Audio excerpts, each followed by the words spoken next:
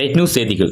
சேலம் மாவட்டம் தலைவாசல் வட்டம் தமிழ்நாடு அனைத்து வகை மாற்றுத்திறனாளிகள் மற்றும் பாதுகாப்பர் உரிமைகளுக்கான சங்கம் சார்பில் தலைவாசல் தாலுகா ஊராட்சி ஒன்றிய அலுவலகம் முன் மத்திய அரசின் மகாத்மா காந்தி தேசிய ஊரக வேலை உறுதி திட்டம் திருத்த சட்டத்தை கண்டித்து 5வது மாநில மாநாட்டின் அறைகோல்படி தாலுகா குழுவின் சார்பில் சட்ட நகல் கிழிப்பு கண்டன ஆர்ப்பாட்டம் நடைபெற்றது.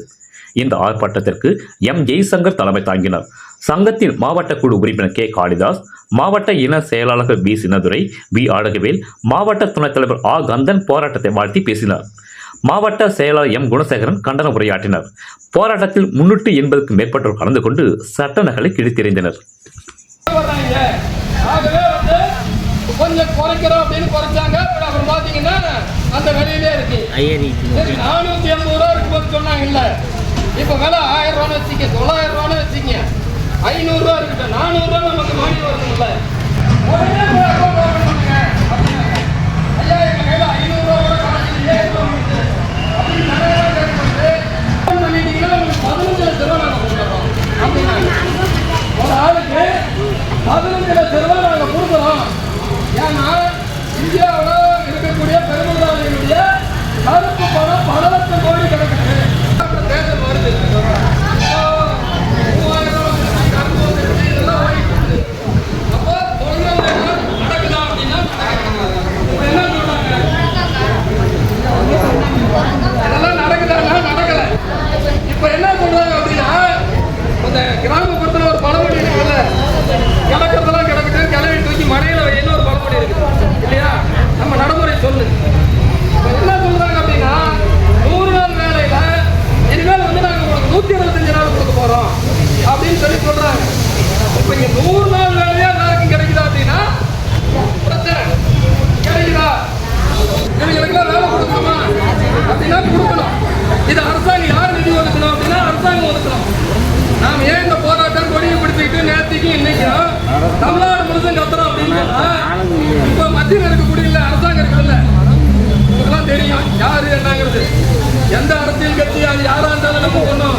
ரஜினிகாந்த் படம் மாதிரி தான், ராம ஆண்டாண்ணா ராவண ஆண்டாண்ணா அப்படிங்க நம்ம போயிட்டு. இப்ப ஆளக்கூடிய அரசு என்ன சொல்றாங்கன்னு சொன்னா, 100 நாள் வேலை திட்டத்துல காந்திங்கிற ஒரு காந்திதாருக்கு தெரியுமில்ல, நம்மளுடைய நாட்டுடைய விடுதலைக்காக பாடுபட்ட காந்தி, அவர் பேர் இருந்துச்சு. 2004ஆம் ஆண்டு இந்த சட்டம் கொண்டு வரப்பட்டது. நிறைய போராட்டம்லாம் நடத்தினாங்க. கிராமப்புறத்தில் இருக்கிறவங்களுக்கு வேலை இல்லை. இப்ப நீங்க எங்க பாத்தீங்க அப்படின்னு சொன்னாலும் வெளி மாநிலத்தில் இருக்கிறவங்க நம்ம மாநிலத்துக்கு வேலைக்கு வந்தாங்க இல்லையா. இப்ப விவசாயத்துல கூட பாத்தீங்க அப்படின்னா வெளி மாநிலத்தவங்க இங்க வந்துட்டாங்க. ரேஷன் அரிசி, உருளைக்கிழங்கு, முள்ளங்கி, இந்த 3 பச்சை மிளகாய், இந்த 4 இருந்தா அவங்களுக்கு உணவுக்கு போதும். இதுதான் அவங்க சாப்பிட சராசரி உணவு இந்த மாநிலத்தில். ரேஷன் அரிசி, உருளைக்கிழங்கு, பச்சை மிளகாய், முள்ளங்கி சென்டரில் கட் பண்ணி கழுவி பச்சை மிளகாய் தட்டி வச்சு அப்படியே சாப்பிட்டு போயிட்டு இருப்பாங்க. இங்க நம்மளால சாப்பிட முடியுமானா முடியாது. எந்த மாநிலத்தில் இருக்கிற வேணாலும் இங்க வந்து அரிசி வாங்கிக்கணும், எந்த மாநிலத்தில் இருக்கிற வேணாலும் இங்க வந்து பருப்பு வாங்கிக்க. ரேஷன் கார்டு ஒரே கார்டு. இங்க இருக்கிற எத்தனை பேர் டெல்லியில போய் வாங்க போறோம்னு தெரியல இல்லையா. ரேஷன் கடையில ஏற்கனவே கொடுத்துட்டு வந்தா கோதுமை புறம் குறைச்சிட்டாங்க. இப்படி எல்லாம் இன்னைக்கு வேலையில்லா திண்டாட்டம் கடுமையா அதிகரிச்சுட்டு இருக்குது. மாநிலம் முழுசும் நாடு முழுசும் இப்படி அதிகரிச்சுட்டு இருக்கிற காலகட்டத்தில் 2004 இந்த சட்டத்தில் போராட்டம் நடத்தி அன்னைக்கு ஒரு ஆய்வு நடத்துறாங்க. இந்தியா முழுசும் கிராமப்புறத்தில் ஒரு ஆய்வுடைய சராசரி இன்னைக்கு பாத்தீங்க அப்படின்னா ஆயுள் காலம் அப்படின்னா நிறைய விஞ்ஞானம் ரத்தத்தை மாத்திக்கலாம். அது ஒரு கடுமையான நெருக்கடி இருக்கிறப்ப இந்தியாவில் சராசரி வருமானம் 20 ரூபா ஒரு ஆளுக்கு அப்படின்னு நாம சொல்லல, அரசாங்கம் 20 ரூபா தான் கிடைக்கும். அப்படிப்பட்ட நேரத்தில் கிராமப்புறத்தில் இருக்கக்கூடிய வறுமையை குறைந்தபட்சம் குறைக்கிறது, இவங்க வெளியேறதை தடுக்கிறது அப்படிங்கிற அடிப்படையில் ஒரு 100 நாள் வேலையை உத்தரவாதப்படுத்துறது அப்படிங்கிறது அந்த சட்டம் கொண்டு வந்தாங்க.